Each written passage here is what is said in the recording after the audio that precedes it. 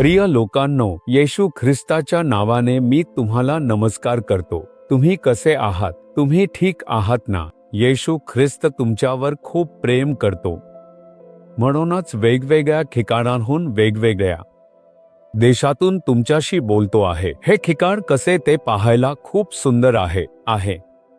डोंगराळ भाग, या बाजूला समुद्र खूप सुंदर आहे. हे एक खाडी देशांमध्ये ओमान देशातील मस्कत नावाच्या शहरातील एक भाग आहे. हे पाहायला खूप सुंदर आहे. जगातील प्रत्येक भागच वेगळ्या प्रकारे सुंदर आहे, कारण त्याला निर्माण करणारा देव सुंदर आहे, आश्चर्यकारक आहे, सामर्थ्यवान आहे. त्यामुळे त्याच्याबद्दल आपण ध्यान करतो.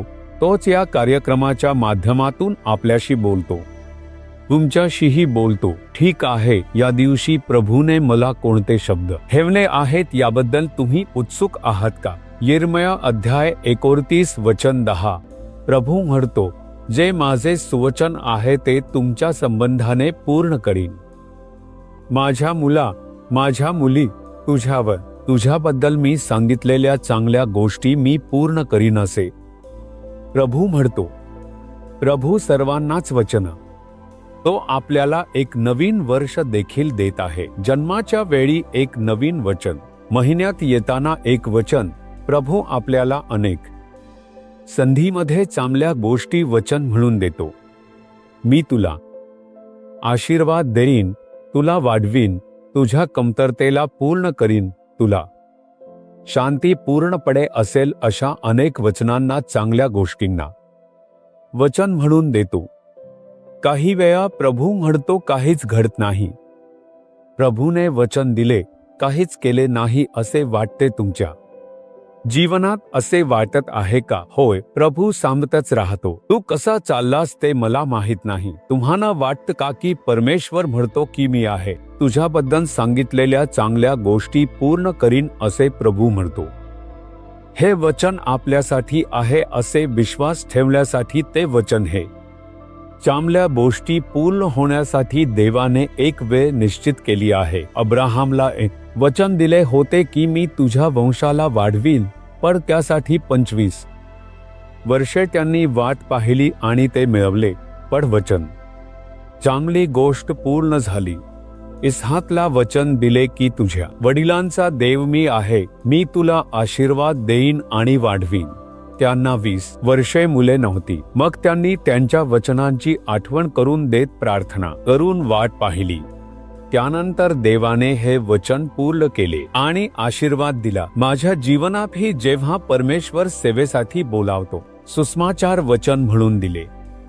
परमेश्वर वचन देतो तरीही काही वचने पूर्ण होण्यासाठी मला 25 वर्षे वाट पाहावी लागली. काही हे आश्वासन अवघ्या 2 वर्षात पूर्ण झाले. गेल्या वर्षात खरे ठरलेले काही शब्द पूर्ण होण्यासाठी खूप वेळ लागतो.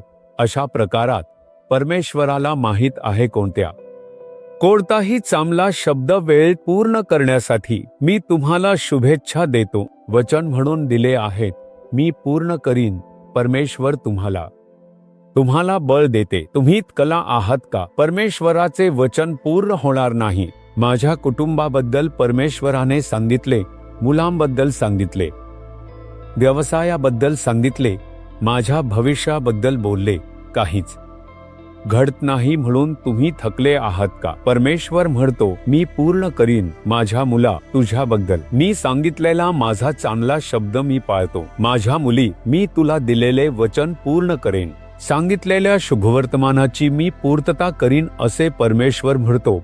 एकदा डिसेंबरचा शेवटचा आठवडा होता, जेव्हा माझी बहीण येते आणि माझ्याशी बोलते, तेव्हा ती, या वर्षी परमेश्वराने मला हे दिले आहे. त्याने वचन दिले पण ते पूर्ण झाले नाही. ती म्हणाली, परमेश्वर खोटे बोलणार नाहीत, ते पूर्ण करतील. मग परमेश्वराने दिलेले वचन सामान्यपणे सांगितले का या वर्षात पूर्ण करीन असे सांगितले होते. मी प्रार्थना करताना या वर्षात माझ्यासाठी काय करणार असे विचारले असता, या वर्षात हे चांगले तुला मिळेल असे वचन दिले होते. माझे काम या वर्षात पूर्ण होईल का?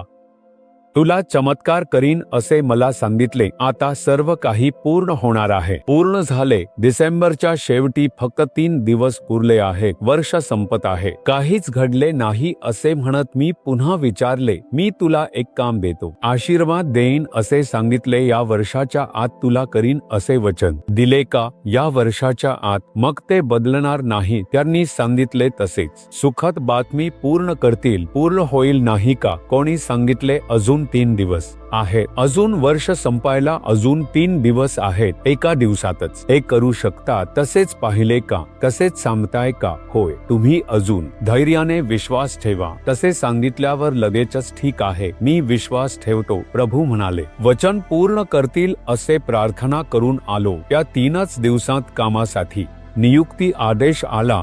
प्रभू म्हणाले तसेच केले.